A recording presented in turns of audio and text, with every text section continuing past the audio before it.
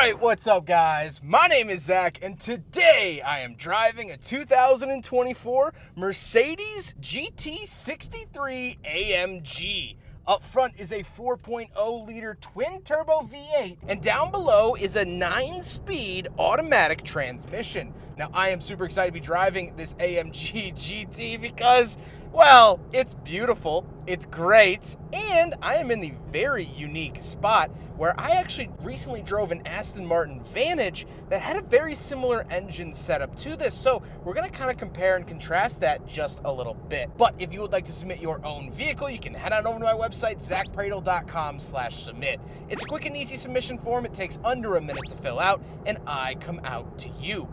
But let's get back to that 4-liter twin turbo V8 under the hood. Well, it is good for a 577 horsepower and 590 pound-feet of torque. Now, when I say this, take this with a grain of salt, of course. This is kind of a bread and butter engine for Mercedes. They've used this in a lot of their other vehicles and even outsourced it to Aston Martin. But that's not to say that the engine is average or boring or slow or anything of that sort. It's amazing. It's fast, it sounds good, and that's what you want.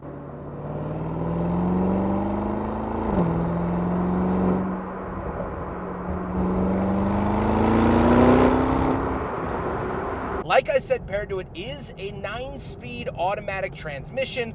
Again, kind of run-of-the-mill for Mercedes of this era, but definitely nice to see. The shifting has been very quick, very nice, and I enjoy it quite a bit.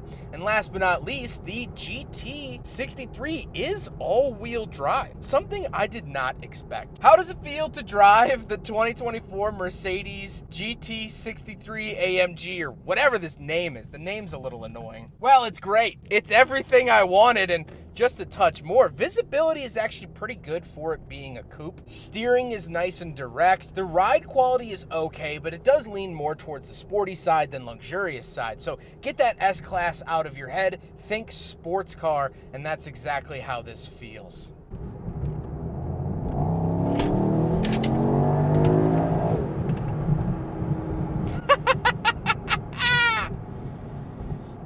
Sounds good.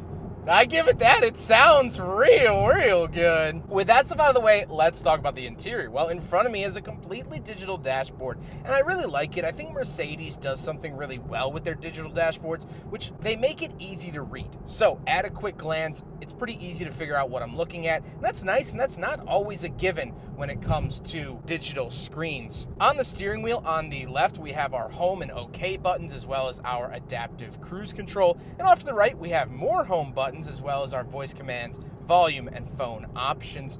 We also do have drive mode to the bottom right for snow, individual, comfort, sport plus, and race.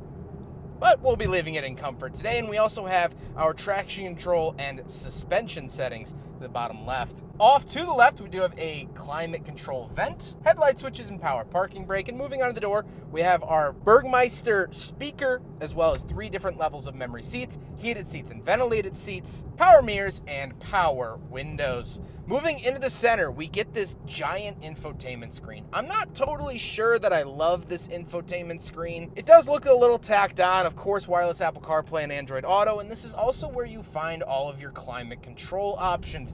Again, something I don't particularly love, which is digital climate controls. Now, in a vehicle like this, I'm not going to complain, but just some personal preference there. Down below, we do get some physical buttons for like our AMG mode, as well as our parking camera. Here is the camera system on the AMG GT. Hazard switch. And down below, we have USB-C, a wireless charger, and cup holders, so we'll do a big friggin' bottle test. However, I could have told you years ago that it fails.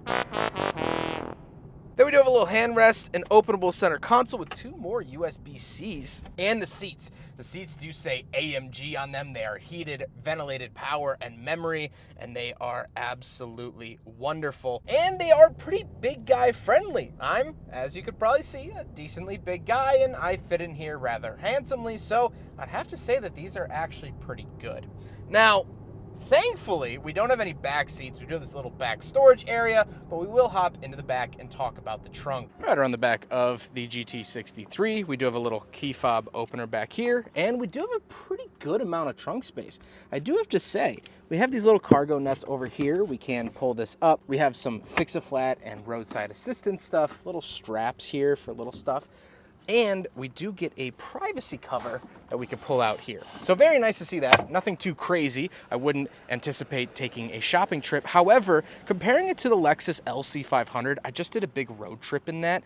This has way better trunk space than that. I would feel much happier taking this on a road trip than the LC500, but hey, who am I? Now we gotta talk about the looks, and this is where I think that AMG GT really starts to shine through. I think it looks fantastic, and even though this design is decades old, going back to the early 2000s, the sort of design language that they've been using, I think they've done a really, really good job updating it and keeping it healthy. And so to me, that is one of the best parts of this car, is the external looks. And of course, the V8 twin turbo doesn't hurt on top of that. With all of that being said, let's get on to my final thoughts. What do I think driving the AMG GT63 from 2024?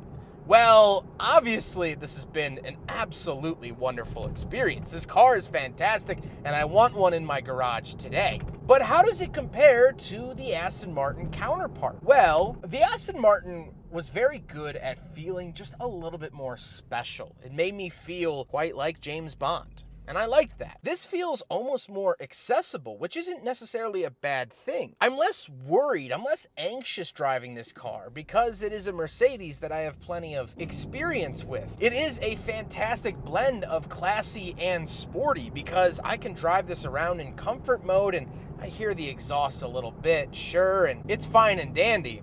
But then if I want to get into it, boy, can I get into it. Oh, this thing is so good. This thing is so, so good.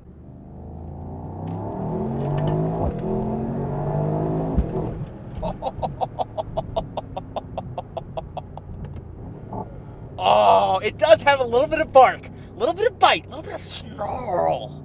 I like that. I like it a lot. I think I'm starting to like this.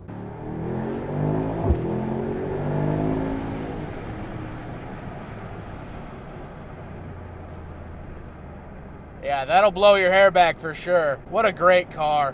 What a great, great car. I hope you guys enjoyed the video. Huge thank you to Mercedes. I mean, what a treat. What an absolute treat. I appreciate them letting me take this out and have some fun today. I hope you guys enjoyed the video, though. Don't forget to rate the video, comment on the video, and subscribe if you really liked it. Take care, guys.